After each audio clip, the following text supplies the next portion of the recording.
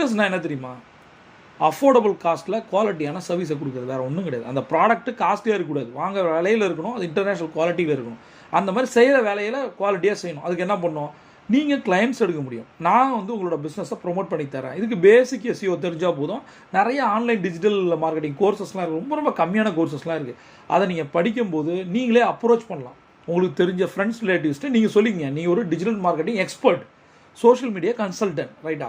இதை பண்ணுங்கள். இங்கே நான் சொல்லியிருக்கேன். இப்போ ஆன்லைன் சர்வீசஸ்ஸு, ரெண்டாவது ரீசெல்லர்னா என்ன, ரெக்ரூட்மெண்ட் ஃபோம் எப்படி ஆரம்பிக்கிறது, அடுத்தது ஆன்லைன் செல்லர்னா என்ன, அதில் எப்படி நம்ம காசு பார்க்குறது, கடைசியாக நான் சொன்னது ஸ்டார்ட் பிளாக்கிங். இது பிளாக்கிங் இது எப்படி பண்ணுறது, இது எல்லாமே தனித்தனி வீடியோக்களில் சொல்கிறேன். இப்போ சொன்ன வரைக்கும் ஏதாவது காமனான உங்களுக்கு டவுட்ஸ் இருந்தால் நீங்கள் கமெண்ட்டில் கேட்கலாம். திரும்ப சொல்கிறேன், நேரத்தை வீணாக்குவது நம்ம குடும்பத்துக்கு நம்ம செய்கிற துரோகம், புரியுதா? நம்ம அப்பா அம்மா நம்மளை படிக்க வச்சுருக்காங்க, நம்ம ஹஸ்பண்டுக்கோ ஒய்ஃபுக்கோ நம்ம சப்போர்ட்